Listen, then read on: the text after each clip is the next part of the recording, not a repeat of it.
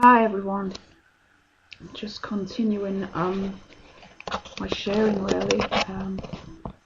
So I got the job as a chemist in a private school, and told myself I'd like to be there a couple of years, because what I was aiming for was to be a forensic scientist. There was a big forensic science unit in Birmingham, which is not far from me, and I was told that I'd had so much experience in laboratories, I just need to expand on that. So I thought this experience in a school laboratory as a chemist would really help. So, my plan was really to be there for a couple of years. It was a bit of a hairy, scary do really, because on my first day, considering I'd never had a chemistry lesson and in my life, and considering that this physical chemistry was nothing like the biology that I'd been doing in the hospital, or the biochemistry, it was nothing like. So there was these, I think, about 5 laboratories and 5 chemists in this private school, and I was to cater for the chemists' needs. Whatever they requested for their classes and their class sets, they wanted to design an experiment, and I had to come up with the goods or create the solutions or the gases or the bases and the acids, whatever, to whatever molarity they wanted it at, and it had to be pretty precise. Thousands of chemicals had to be stored in particular ways. If you store the wrong chemical next to one another, you create a fire, or if you put 2 near each other, you can create toxic gas to wipe out the entire school. So it was something really that didn't need to be messed with in the illusory form. And I was taken into this place on my first day, and this lady who'd been there, I don't know, 20 odd years, showed me round for one afternoon, and then I was thrown in at the deep end all on my own, and I don't know how I got through, but I did get through, and I was doing a splendid job, to be honest. The only thing is that the workload grew, because I was on my own, see, doing everything. The workload had sort of doubled over the years, and we had 2 new laboratories, and we had 5 new chemists in total, so it was just double the workload, and it was, oh man, it became impossible. It really did become impossible. Of course, I was projecting all this hatred and attack out into the environment, so 8 years later I was still there, and I only intended to be there for 2, but it was all the perks, and I was thinking, oh, but it's, I get all these holidays, and I only have to do 3 days a week, and eventually it went up to full time, so it was quite horrendous and quite stressful. And I got to the point around about 8 years that I really had to quit this job because it was killing me, and but I was the only one earning in the household. That had always been the story of Sally Ann anyway. The only one earning and the only one paying the bills, the only one keeping anything afloat. And so I decided what I was going to do. I was going to look for another job, and when that job came up that was suitable for me, then I would take the leap. But the jobs never came, just never came. And so 2 years later, I'm still there, and now I've been there 10 years, and everybody's complaining and wants to leave, but nobody's got the guts to do it. And I guess I was in the same position, and I wasn't enjoying the job anymore, and I wasn't putting the attention to detail that I used to do, because I really was past caring, and feel like I had no respect, that I wasn't being respected, I was being treated badly, and so I thought, Why should I, you know, run my ass off for you guys when you can't even respect me or be grateful? And there was a real lot of resentment going on. And but things started to stir within me, you know. It was like we're not in charge of our own awakening, and what was coming was already known, and I just was going to flow into that. Little did I know what was coming, but like I said, I was approaching my 40th birthday, which was in the February 2009, and I'd had my hair done in a particular way, and I'd had it coloured, and when I went full time on this job, I started to meet this other lady in physics. Physics was the floor above me. I was chemistry, and the floor above was physics. And I never really met this lady before because I was only doing the 3 days and she was only doing the 2. And she used to do the 2 days that were my 2 days off. So we never ever met. But it turned out that the lady who was job sharing with me, she was an only child and she'd lost her mother, and her mother had left her all this money. She was desperate to leave, so she just went. And my employers were unable to fill the gap. There was nobody with the technical skill or ability to fill the post. And so like asking me, please, please come full time.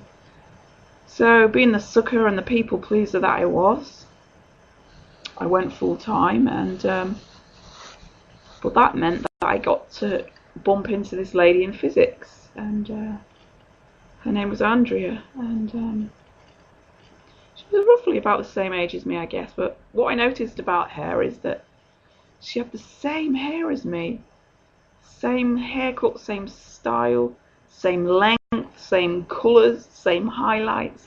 It was just the same, and I got this intense feeling that to ask her where she had her hair done.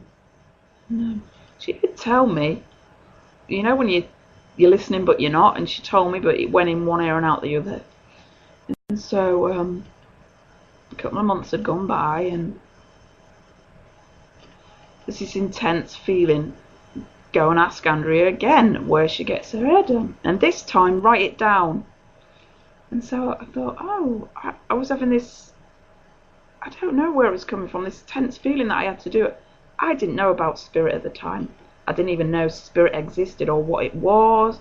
I wasn't awake, I wasn't spiritual, I was contracted down in fear and very not with it. And so, but I had this guidance to do this, and to go and ask. And at the time, I'd been having my hair done in this top salon in Worcester, and I used to have it done religiously every 6 weeks, and it was costing me, about 10 years ago, it was costing me about 170 quid for a colour and cut every 6 weeks. It was a lot of money. I was happy there, and I was happy to pay, and, you know, I had a good job, I was getting paid well, and so it was okay. And you know what women are like with their hair? I mean, they see, I mean, if their hairdresser goes off on maternity leave, their whole world caves in and it's like a disaster. No, can't change hairdressers, it's a big dilemma. But there I was being guided to change hairdressers. And so I went up to Andrea, and I got this little pad and pen in my dinner break, and I said, Andrea, I know you've told me before, but tell me again. So I wrote all these details down. And of course, spirit works by attraction, doesn't it? And so there had to be some kind of attraction to swapping hairdressers. And Andrea said the deal was that the lady who was going to do my hair was called Teresa. And she was really beautiful and really lovely and bubbly and friendly. And she could do just as good a job as my hairdresser, but she'd only charge a half, even less than half. It's going to cost me something like £60 at Teresa's. So I'm thinking, whoa, that's a big attraction, you know. And so there was this, I don't know why, but it was this really internal drive that I had to go there. And I had to book myself an appointment. And so I did. It's really strange, just did it immediately. And then it was just coming up, there was a couple of days or a week before my 40th. Anyway, I booked the appointment and I went in, and Teresa was lovely, and it was a real gentle atmosphere in this hairdresser's. The other one felt a bit, the one that I used to go to, a bit bolshy, a bit unfriendly, a bit like there was some kind of a superior inferiority going on, and like it seemed a bit false in the other one. Anyway, but in Teresa's it just felt really friendly, and she just seemed to be like I'd known her for a lifetime, and I'd never met her before. And of course I'd had all this crap in the storyline of Sally Ann, and I'd never had any counselling or anything, and I really never told anybody. I mean, not even my own parents knew half the stuff, and I might have mentioned one brief thing here and one brief thing there along the way, but never the full gamut, you know. So I sat down in this hairdresser's chair, and she said, "Tell me about your life, and tell me about you." And I don't know what happened, but for the first time, I just poured the parable of Sally Ann, the storyline, blurted it right out, all warts and all, and it was ugly, I tell you, ugly. And she just looked at me and just stood there with her mouth open, and she couldn't believe what she'd heard and what I'd gone through, and how I was still in one piece, and that I'd never had any counselling. And she just said, "I'm just completely amazed how you've come through." But you know, the entire time this storyline seemed to be going on, I felt this innate strength within me that seemed to carry me, and I never knew what that was. And I know now it was the strength of God within me that got me through. And even though I say I didn't know what spirit was, I had no clue. I must have done at some point, because when I was coming out of a domestic violence relationship, I don't know, I was about 37. It was a really intensely violent relationship, and I was lucky actually to come out in one piece. But after I got out of that, I can remember saying to somebody, you know, no matter what happens in this experience of this world, no matter what appears to happen to me or what appears to be done to me, it can never touch the essence of who I am. It can never break my spirit. I'm still who I am. I'm still untouched. And I remember saying that. And so I must have known, on a deeper level, I must have known who I was. Because I made that statement. And that's how I felt. I felt untouched by everything. And so this hairdresser then said, "I've got a friend, and her name's Pamela, and in the basement under the salon, she works there and she does Reiki." And she said, "After all that you've poured out," she said, "I really feel it'd be helpful for you to have a session with her, because I just think it'd do you good." And so I kind of get excited about this, because I never heard about it before, and I thought, yeah, perhaps I do deserve a bit of love and a bit of pampering. Perhaps I am worthy of something.